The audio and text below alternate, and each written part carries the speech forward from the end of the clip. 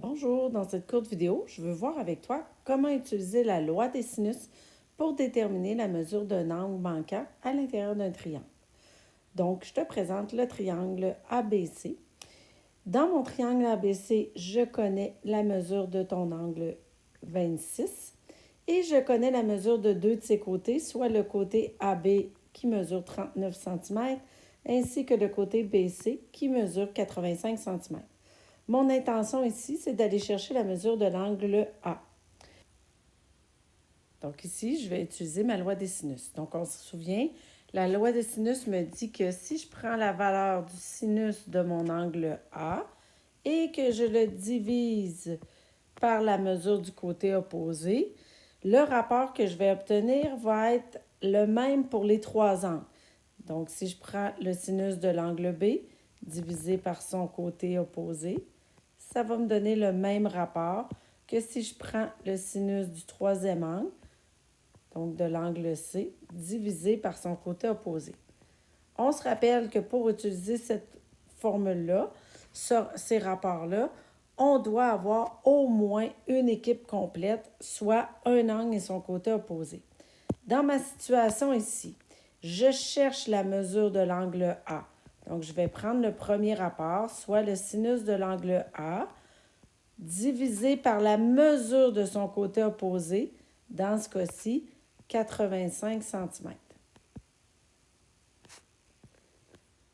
Ce rapport-là doit être équivalent au rapport dont je connais mes mesures.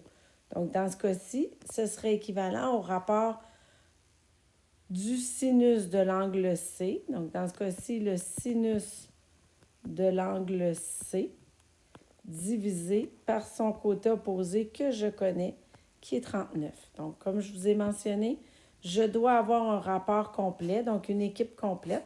Dans ce cas-ci, c'est l'équipe C. Donc, j'ai le sinus de mon angle 26 et j'ai son côté opposé. Et j'aimerais aller compléter le rapport avec l'angle A, soit la mesure de l'angle A, puisque je connais son côté opposé. J'utilise donc ma proportion. Et puisqu'on sait que dans toute proportion, le produit des extrêmes est égal au produit des moyens, je vais utiliser cette propriété pour trouver la valeur de mon inconnu. Donc, dans cette situation-ci, 39 fois le sinus de l'angle A va être équivalent au produit entre 85 fois sinus de 26. Donc, puisque je cherche le sinus de l'angle A, je peux diviser par 39 de chaque côté afin d'isoler mon inconnu. Je me retrouve donc avec la valeur pour mon sinus de l'angle A. Je dois effectuer le calcul suivant, soit 85 fois le sinus de 26 que je vais diviser par 39. Donc, à partir de ma proportion, 85 fois le sinus de 26 que je divise par 39.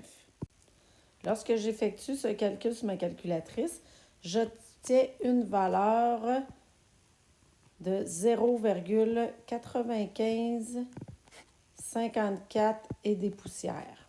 Ce que je viens d'obtenir, ce n'est pas la valeur de mon angle, mais bien la valeur du sinus de mon angle.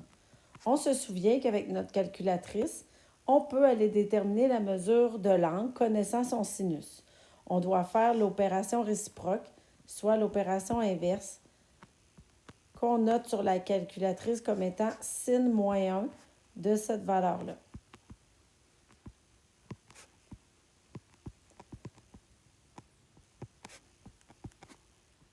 Donc, lorsque j'effectue le calcul, j'obtiens 72,8283 si j'arrondis. Donc, j'ai déterminé la mesure de mon angle manquant. Donc, en résumé, peu importe ton triangle, ce qui est important, si tu recherches une mesure à l'intérieur de ton triangle, à la base, tu dois toujours avoir un rapport complet et à l'aide de ce rapport-là, tu peux aller soit chercher une mesure d'angle comme on le fait ici, si on connaît son côté opposé, ou à l'inverse, tu pourrais aller chercher la mesure d'un côté, si tu connais son angle qui lui est associé.